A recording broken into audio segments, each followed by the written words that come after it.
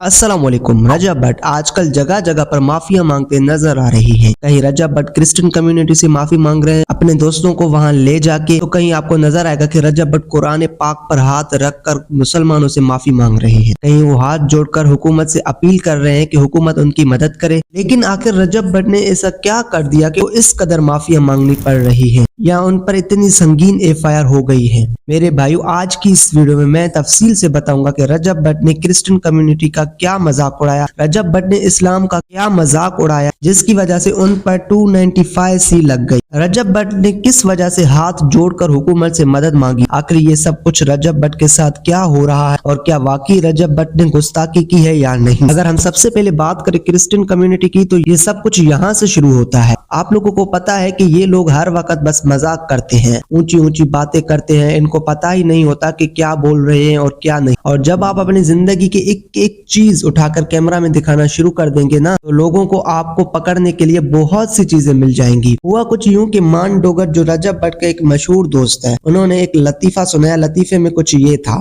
बोतल पी रहा तो पुलिस वाला डाला है, तो उन्हें क्या चल रहे बह तेनों नहीं पता रोजे के कहता भाई असी ईसाई हुन्ने हैं।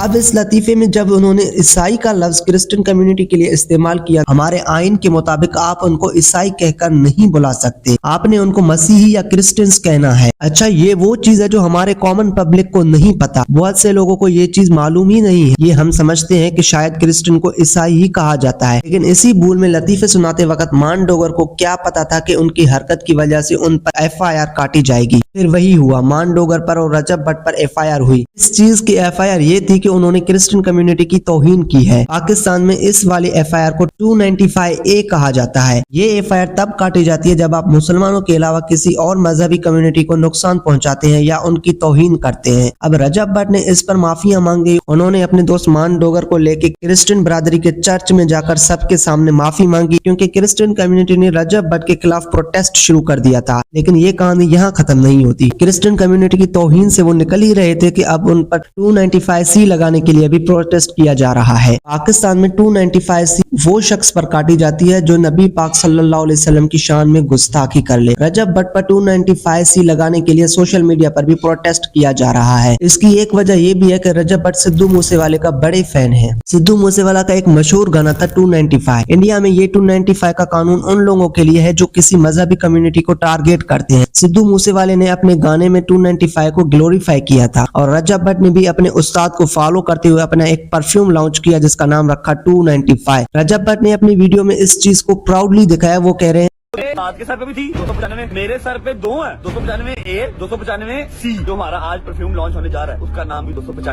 जब इसको समझ में आया कि 295C खतरनाक FIR होती है और इसने कुरान पाक पर हाथ रखकर माफी मांगी, इसने कहा कुछ दिन पहले मैंने अपना परफ्यूम 295 के नाम से लॉन्च किया था। इसमें मेरा हरगिज मकसद कानून नमूसे रिसालत 295A 295C को मैं बिल्कुल इंकारी नहीं हूँ। मेरा बिल्कुल मकसद ये नहीं था कि मैं 295A या 295C जिस रिसालत के तहत ये लगती है कि मैं उसका इंकारी हूँ, नहीं, ऐसा बिल्कुल हरगिज नहीं है। मैं दिलो जान से कानून नमूसे रिसालत को तस्लीम करता हूँ। जो शख्स भी अल्लाह और उसके रसूल सल्लल्लाहु अलैहि वसल्लम की तौहीन करता है वो वाजिबुल करता है। लेकिन उसके बावजूद भी लोग इसकी जान नहीं छोड़ रहे। कुछ दिन पहले जब इसने एक मीटअप रखा तो ग्राउंड में पानी लगाकर उसको कैंसिल कर दिया गया। वहां पर भी ये हाथ जोड़कर हुकूमत से अपील कर रहा था कि इसकी मदद की जाए। रजब भट्ट का कहना है कि मैं अपने काम कर रहा हूँ, मुझ पर रोज एक नई FIR काटी जाती है। मैं ये समझता हूँ कि मुसलमान इस दुनिया में कितना भी बिगड़ जाए, लेकिन वो रसूलुल्लाह सल्लल्लाहु अलैहि वसल्लम की शान में गुस्ताखी का तस्वुर भी नहीं कर सकता। रजब भट्ट ने क्रिश्चियन कम्युनिटी से माफी मांग ली,